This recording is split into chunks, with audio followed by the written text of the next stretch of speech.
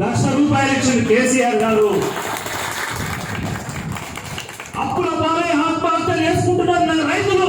కాబట్టి రైతులను కాపాడాలని చెప్పి రైతు బీమా పెట్టింది కేసీఆర్ గారు. రైతు బంధు ఇచ్చింది కేసీఆర్ గారు. గురుకుల పాఠశాలలు పెట్టింది కేసీఆర్ గారు. మోడల్ పాఠశాలలు పెట్టింది కేసీఆర్ గారు. కానీ ఈరోజు చిన్నారుల గోస పట్టించుకోకపోవడం వల్ల ఈరోజు పిట్టలాగా రాలిపోతున్నారు. మానవీయ కోణం ఎక్కడ పోయింది రేవంత్ రెడ్డి గారు అని చెప్పి ఈ సందర్భంగా ప్రశ్నిస్తాను. నీకు టిఆర్ఎస్ మీద కోపం ఉంటే మా మీద కేసులు పెట్టు, మా మీద పోరాటం చేయి, మమ్మల్ని జైలు పంపు. కానీ పిల్లల మీద ఎందుకు కక్ష పట్టుకుంటున్నావు అని చెప్పి ఈ సందర్భంగా టిఆర్ఎస్ పార్టీ ప్రశ్నిస్తా ఉంది. పిల్లల మీద నీకు ఎందుకు కోపం? రైతుల మీద నీకు ఎందుకు కోపం? ఈ అక్కల మీద చెల్లెల మీద నీకు ఎందుకు కోపం అని చెప్పి ఈ సందర్భంగా ప్రశ్నిస్తున్నాం. ఇప్పటికైనా కళ్ళు తెరవాలి రేవంత్ రెడ్డి గారు, ఇప్పటికైనా కళ్ళు తెరవాలి. సంవత్సరం గడిచింది. సంవత్సరంలో ఏం చేసిండే దేవి మీద ఒట్లు, కేసీఆర్ మీద తిట్లు, రాష్ట్ర సంపదకు తూట్లు. అంతే కదా? చేసింది ఏమైనా ఉన్నదా? ఒక్క పని ఏమైనా ఉన్నదా? ఇది బాగా చేసామని చెప్పుకోవడానికి ఏదైనా ఉన్నదా? మీరే ఒక్కసారి ఆలోచించండి. ఎక్కడ లేని విధంగా, ఏ జిల్లాలో లేని విధంగా మొట్టమొదట 33 జిల్లాల్లో రేరా కాంతారావు గారే ఈ జిల్లా పార్టీ సమావేశాన్ని నిర్వహించిన స్థానిక సంస్థల ఎన్నికల్లో ఎట్టి పరిస్థితులు మనకు గెలవాలి. వారే నేను ఆ పార్టీ సమావేశాన్ని కూడా నేను వెళ్ళిన కొత్తగూడెంలో జరిగింది. దాని తర్వాత ఎక్కడా లేని విధంగా మొట్టమొదటిసారి మీ నియోజకవర్గంలోనే మండల పార్టీ సమావేశాలు కూడా జరుగుతుంది. మొన్న భద్రాచలం మీటింగ్ అయింది, నేను వద్దామనుకున్నా. కానీ ఆ రోజు అనుకోని కారణంతో నేను రాలేకపోయినా. చెరువులో మీటింగ్ అవుతుంటే నేనే అన్నకు ఫోన్ చేసి తప్పకుండా వస్తాను ఈ మీటింగ్కి. ఎందుకంటే మొన్న ఎమ్మెల్సీ ఎన్నికల్లో ఎంత ప్రతికూల సమయంలో అయినా కూడా ఇంటింటికి పోయి ఓట్లు అడిగి కాంగ్రెస్ పార్టీకి పట్టపాలే చుక్కలు చూపించిన భద్రాచలం వాళ్ళు మొత్తం వన్ సైడ్ గా బీఆర్ఎస్ పార్టీ ఓట్లు వేయించిన వాళ్ళకి ధన్యవాదాలు చెప్పాలని చెప్పి నేను రావడం. ఆ రోజు మొత్తం ఎంపీ ఎన్నికల్లో మనం ఓటం పాలైనాం.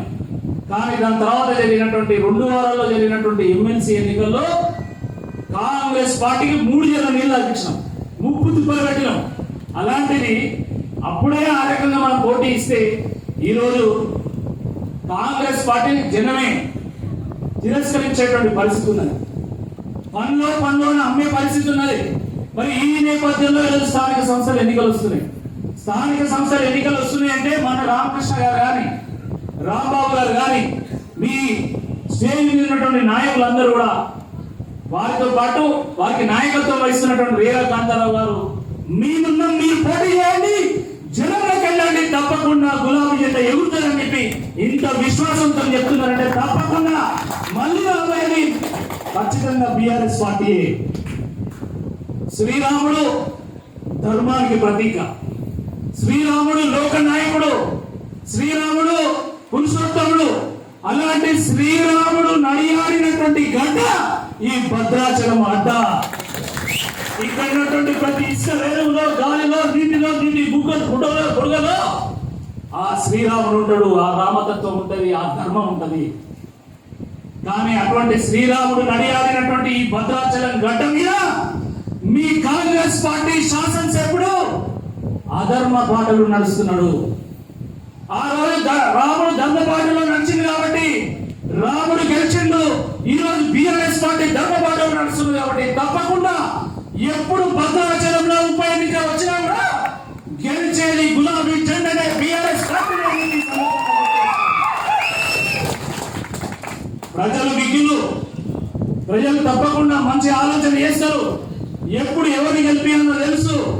గత ఎన్నికల్లో భద్రాచలంలో గులాబీ పార్టీని గెలిపించిందో, ఇప్పుడు దాన్ని కాదని పార్టీ మారినటువంటి ఆ నాయకుడికి చెప్పబట్టిన తీర్పు ఇవ్వడానికి ప్రజలు సిద్ధంగా ఉన్నారు. ఎప్పుడు ఎన్నిక జరిగినా కూడా మళ్ళీ ఎవరు గెలుస్తారు? దానికోసం మీరు అందరూ సిద్ధంగా ఉన్నారా? ఈసారి జరగబోయేటువంటి సర్పంచ్ ఎన్నికల్లో ఎవరు గెలుస్తారు? ఎంపీటీసీ ఎన్నికల్లో ఎవరు గెలుస్తారు?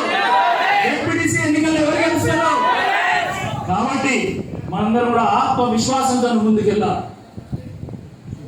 ఎవరైతే ఆత్మవిశ్వాసంతో ముందుకెళ్తారో వాళ్ళే యుద్ధంలో విజయం సాధిస్తారు. నా వెనుక ఇంత సైన్యం ఉన్నది, నాకు ఇంత ఖండబలం ఉన్నది అని చెప్పి ముందుకెళ్తే కాదు.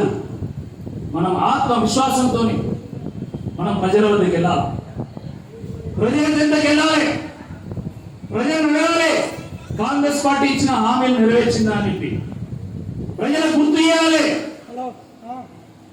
ఆ రకంగా ప్రజల్ని ఆలోచింపజేసినప్పుడు తప్పకుండా మళ్ళీ బీఆర్ఎస్ పార్టీకి పునరుజ్జీవం ఏర్పడుతుంది. తప్పకుండా ఈ భద్రాచలంలో తప్పకుండా మళ్ళీ గులాబీ జెండా ఎగురుతుంది. భద్రాచల ఎన్నికతోనే కాంగ్రెస్ పార్టీ పతనం కూడా ప్రారంభమైందని చెప్పి సందర్భంగా నేను గుర్తు చేస్తున్నా. ఆ ఎన్నికనే ఒక మలుపులుగా ఉంటుందని చెప్పి గుర్తు చేస్తా ఉన్నా. కాబట్టి మేమందరం అండగా ఉంటాం. ఎప్పుడు గెలిచినా, ఎప్పుడు ఫోన్ చేసినా తప్పకుండా మీకు అందుబాటులో ఉంటాం, మేము స్పందిస్తాం. కాబట్టి ఎవ్వరు కూడా భయపడాల్సినటువంటి అవసరం లేదు. ఈ మధ్య కాలంలో మన BRS party social media warriors, మన కార్యకర్తలు సోషల్ మీడియాలో ఫేస్బుక్ లో కానీ, ట్విట్టర్ లో కానీ, ఇన్స్టాగ్రామ్ లో కానీ ఈ కాంగ్రెస్ పార్టీ అరాచకం గురించి, వీళ్ళ అవినీతి గురించి, వీళ్ళ వైఫల్యాల గురించి పోస్టులు పెడతా ఉంటే పాపం వాటికి సమాధానం చెప్పలేక కకావికలమై దొడ్డిదారిన పోయి పాపం పోలీసులు చెప్పుకొని మనల్ని అరెస్ట్ చేయించే ప్రయత్నం చేస్తా ఉన్నాం. అరే బీఆర్ఎస్ పార్టీ ఉద్యమ పార్టీ, ఈ లాఠీలకు, ఈ తూటాలకు, ఈ దొంగ కేసులకు భయపడతారా? ఒకసారి ఆలోచించండి. బీఆర్ఎస్ పార్టీ కార్యకర్తలు, గులాబీ సైనికులు శివాజీ చేతిలో ఉన్నటువంటి ఖడ్గం లాగా మిలమిల మెరుస్తారప్ప ఎక్కడ ఈ సందర్భంగా ఉండి చేస్తా ఉన్నాం. కాబట్టి మీ కేసులకు భయపడ్డాడు ఎవరు లేడు. నువ్వు ఎన్ని కేసులు పెడితే, ఎంత అణిచివేస్తే తిరుగుబాటు అంత తీవ్రమైతుంది. ఈ గడ్డ మీద పుట్టినటువంటి ప్రతి బిడ్డ డిఎన్ఏలో ఆ తిరుగుబాటు ఉంటది, తెగింపు ఉంటది, త్యాగం ఉంటది. కాబట్టి నీ తూటాలకు, నీ లాఠీలకు, నీ కేసులకు ఎవరు భయపడడానికి సిద్ధంగా లేరు. డిఎన్ఏ రేవంత్ రెడ్డి సిద్ధంగా బీఆర్ఎస్ పార్టీ ఉంది. కాబట్టి కాంతారావు గారి నాయకత్వంలో మీరు ఆత్మవిశ్వాసంతో ముందుకెళ్ళండి. తప్పకుండా ప్రతి సర్పంచ్ మనమే గెలుస్తాం, ప్రతి ఎంపీటీసీ మనమే గెలుస్తాం, ప్రతి జెడ్పీటీసీ మనమే గెలుస్తాం. దాని తర్వాత జరిగేటువంటి భద్రాచలం ఉప ఎన్నిక మనమే గెలుస్తాం. మీ ఉప ఎన్నిక ఒక మలుపు కాబోతున్నది. తర్వాత మళ్ళీ వచ్చేది కేసీఆర్ రాజ్యం, బీఆర్ఎస్ రాజ్యం అనేది సందర్భంగా గుర్తు చేస్తూ మరి ఈ సమావేశంలో నన్ను పాల్గొనేలా చేసినటువంటి నాయకులందరికీ, రేవకాంతారావు గారికి, మా రామకృష్ణరావు గారికి, రాంబాబు గారికి, తాతారావు గారికి, అదేవిధంగా ఉన్నటువంటి నాయకత్వం అందరికీ, అనిల్ గారికి, అందరు కూడా పేరు పేరు అందరికీ ధన్యవాదాలు తెలియజేస్తూ జై తెలంగాణ, జై